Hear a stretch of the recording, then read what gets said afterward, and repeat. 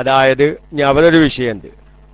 ജീവിച്ചിരിക്കുന്ന പുരുഷന്റെ ശരീരത്തിൽ നിന്ന് ഔറത്തിന്റെ ഭാഗത്തിൽ നിന്നാണ് പോന്നതെങ്കിൽ അതിനെ മറക്കൽ നിർബന്ധമാണ്. സ്ത്രീയുടെ ശരീരത്തിന്റെ ഏതു ഭാഗത്തിൽ നിന്ന് പോന്നാലും, ഞാൻ മയ്യത്തിന്റെ വസ്തുതയാണ് പറഞ്ഞത്, തിരിഞ്ഞാൽ അത് ഒന്നുകൂടി വ്യക്തമായി തിരിയേണ്ടതുണ്ട്. സ്ത്രീയുടെ ശരീരത്തിന്റെ ഏതു ഭാഗത്തു നിന്ന് പോന്നാലും മറക്കൽ നിർബന്ധം. കാരണം സ്ത്രീയുടെ എല്ലാ ശരീരം എല്ലാം എന്താകുന്നു ഔറത്ത. ഇൻഷാ അല്ലാഹ് എല്ലാ ചെറുപ്പക്കാരോടും തിരുത്തപ്പെടേണ്ട മറ്റൊരു ധാരണയാണ്, നമ്മുടെ മനസ്സിലൊക്കെ ഉണ്ട് സ്ത്രീകളുടെ മുഖം മറക്കൽ നിർബന്ധമില്ല, അത് തങ്ങന്മാരും ബീവിയിലൊക്കെയാണ് മറക്കേണ്ടത്, സാധാരണക്കാരൊന്നും മുഖം മറക്കണ്ട, തനിച്ച ഹറാമാണ്. ഏത് തങ്ങളായാലും മൊയ്ലിയാരായാലും ബീവി ആയാലും പെണ്ണിന്റെ മുഖം അന്യ പുരുഷന്റെ മുമ്പിൽ വെളിവാക്കൽ ഹറാമാണ്. പിന്നെ അവിടെ ഇഷ്കാലുണ്ട്, പെണ്ണിന്റെ മുഖം ഔറത്തല്ലല്ലോ, അപ്പൊ അത് മറക്കണ്ടല്ലോ. പക്ഷെ കണ്ടാൽ ഫിത്തിന ഭയപ്പെടും. ഫിത്തിന എന്ന് പറഞ്ഞാൽ വ്യഭിചാരമല്ല അതുകൊണ്ട് ഉദ്ദേശം. അതായത് ആ പെണ്ണിന്റെ മുഖം കാണുമ്പോൾ ആ പെണ്ണിനൊരു തൊടാനൊരു ആഗ്രഹം ഒരു പുരുഷന്റെ മനസ്സിൽ വരിക, അല്ലെങ്കിൽ ആ പെണ്ണുമായി ഒരു 10 മിനിറ്റ് ഒഴിഞ്ഞിരുന്ന് വർത്തമാനം പറയാൻ ഒരു പുരുഷന്റെ മനസ്സിൽ ആഗ്രഹം വരിക. ഇങ്ങനൊരു അവസ്ഥ വന്നാൽ ആ മുഖം കാണൽ നോക്കലും ഹറാമാണ്. ആ മുഖം കാണാൻ മറ്റു പുരുഷന്മാർക്ക് സൗകര്യം ചെയ്തു കൊടുക്കലും തനിച്ച ഹറാമാണ്. എൻ്റെ പ്രിയപ്പെട്ട സഹോദരന്മാർ, എന്നോട് വെറുപ്പൊന്നും വിചാരിക്കരുത്. മുഖം മറക്കാതെ ഒരു പെണ്ണ് അങ്ങാടിയിൽ പോയി സാധനം വാങ്ങി വരുമ്പോൾ എത്ര പുരുഷന്മാർ ആ പെണ്ണിന്റെ മുഖം കണ്ടിട്ടുണ്ടാവും. ആ പുരുഷന്മാർക്കൊക്കെ ആ പെണ്ണിന്റെ മുഖം കാണിക്കാൻ അവസരമുണ്ടാക്കി കൊടുത്തത് ഈ പെണ്ണാണ്.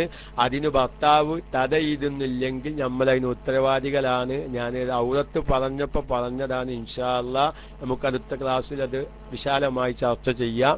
ഏതായിരുന്നാലും ചെറുപ്പക്കാർ ആ വിഷയത്തിൽ ബോധവന്മാരാവണം.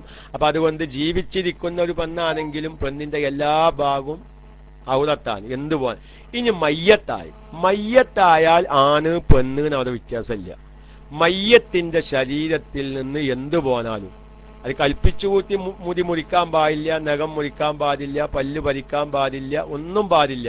ഇനി സ്വർണ്ണപ്പല്ല് വെച്ചിക്കണ്, സ്വർണ്ണപ്പല്ല് വെക്കാം. നമ്മൾ ജീവിച്ചിരിക്കുന്ന ആൾക്കാർക്ക് സ്വർണ്ണപ്പല്ല് വെക്കാം, ഒരു കുഴപ്പമില്ല. അങ്ങനെ ഒരു സ്വർണ്ണപ്പല്ല് വെച്ചോ മരിച്ചു നിൽക്കുക, എടുക്കാൻ പാടില്ല എന്ന മസല ഇരിക്കട്ടെ, അത് നമുക്ക് അതുമായി. അപ്പൊ മരിച്ച മയ്യത്തിൽ നിന്നൊരു മുടി കൊഴിഞ്ഞു പോന്നാൽ നമ്മൾ കുളിപ്പിക്കലും കഫൻ ചെയ്യലും കബറടക്കലൊക്കെ കഴിഞ്ഞതിന്റെ ശേഷമാണ് മയ്യത്തിന്റെ മുടിയാണെന്ന് നമുക്ക് ബോധ്യപ്പെട്ടാൽ അത് മറമാതൽ നിർബന്ധമാണ്. അത് ആണായാലും പെണ്ണായാലും. ജീവിച്ചിരിക്കുമ്പോ ആണും പെണ്ണിന്റെ അവിടെ വ്യത്യാസമുണ്ട്. ആണിന്റെ ഔറത്തിൽ നിന്ന് പോന്നാൽ മറക്കൽ നിർബന്ധം, പെണ്ണിന്റെ ഏതു ശരീര ഭാഗത്തിന് പോന്നാലും മറക്കൽ നിർബന്ധം.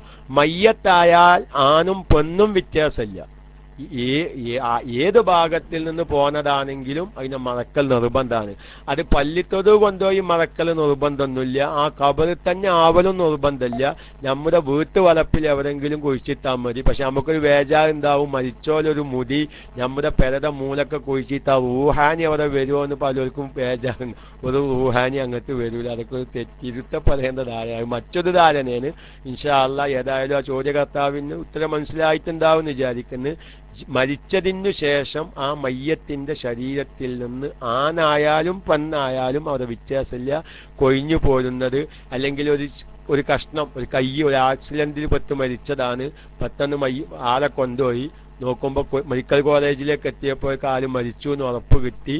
എന്നാൽ ഈ കൈ ഏറ്റവും വേണ്ടത് എന്താണ്? ഈ മയ്യത്തിന്റെ ഒപ്പം തന്നെ മറമാതൽ സുന്നത്താണ്. അപ്പൊ നമ്മൾ കുളിപ്പിച്ചും കൊണ്ടിരിക്കുമ്പോൾ ഒരു മുടി കൊഴിഞ്ഞു പോന്നു, ആ മുടി അത് വെക്കുക. എന്നിട്ട് കഫൻ ചെയ്യുമ്പോൾ ആ മയ്യത്ത് ആ കഫൻ തുണിയിൽ തന്നെ വെക്കൽ സുന്നത്താ.